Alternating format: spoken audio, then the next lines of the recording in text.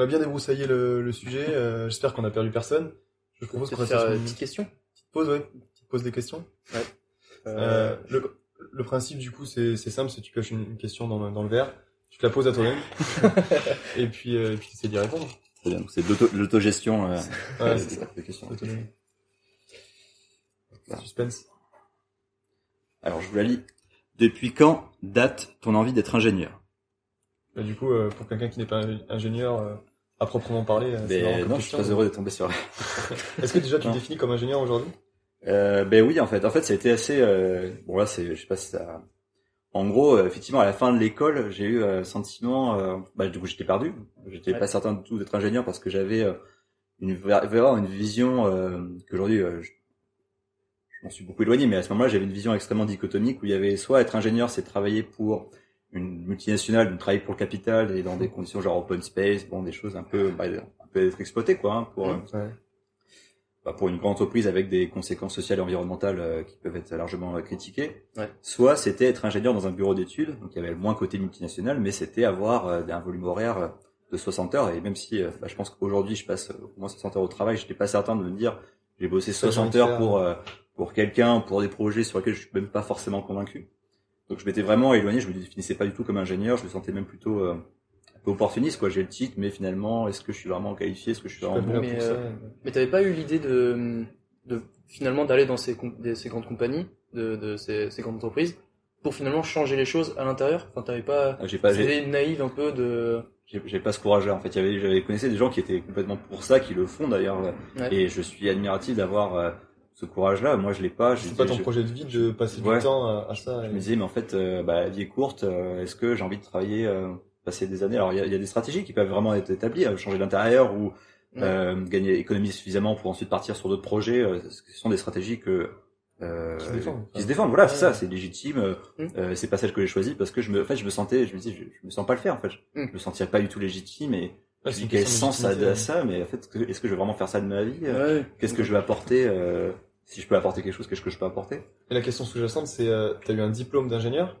Aujourd'hui, quand on dit je suis ingénieur, il y a un peu deux définitions. C'est, j'ai été diplômé d'une école d'ingénieur, où j'ai un job aujourd'hui qui correspond à un poste d'ingénieur. Donc on peut très bien être ingénieur sans en avoir le diplôme, et à l'inverse, être diplômé d'ingénieur comme toi, et sans se considérer comme ingénieur dans son job de tous les jours.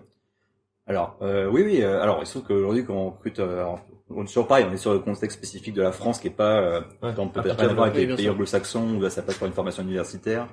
Le statut d'ingénieur a jamais été aussi prestigieux qu'en France parce que les ingénieurs ont pas ont jamais été hauts fonctionnaires. Enfin, il n'y a pas eu rien à voir avec la France. Mais donc la plupart des ingénieurs qui sont des gens qui sont recrutés avec cette mission d'ingénieur, en général, ils ont un titre d'ingénieur, le titre délivré par les écoles, contrôlé par la CTI, qui sont autorisés à délivrer un diplôme. Donc, mais aujourd'hui, je me sens en fait ingénieur parce que en fait, la question c'est qu'est-ce qu'un ingénieur?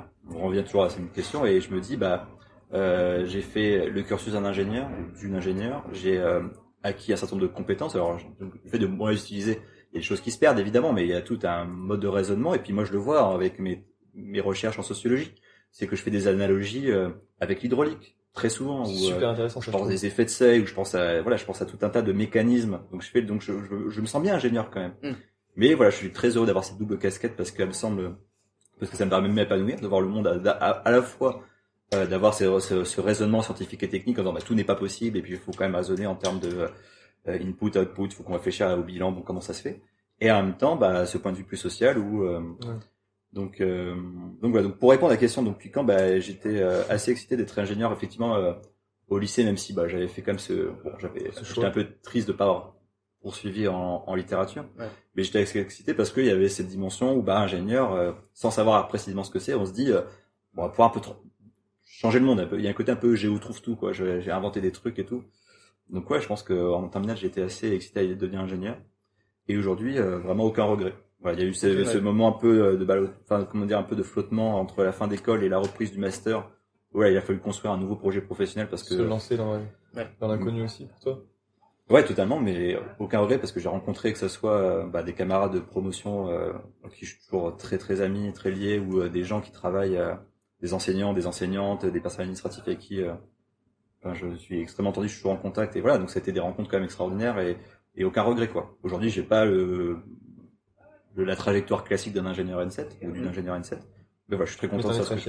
Ouais, c'est ça, j'apporte, je me dis, ça me montre aussi que d'autres choses sont possibles, en fait. Mais c'est hyper inspirant, rien que pour nous, là, de t'avoir rencontré, moi, je trouvais ça hyper intéressant de te mettre en lumière parce que, du coup, évidemment, quand on poste ingénieur en sortie d'école, on pense pas à un sociologue.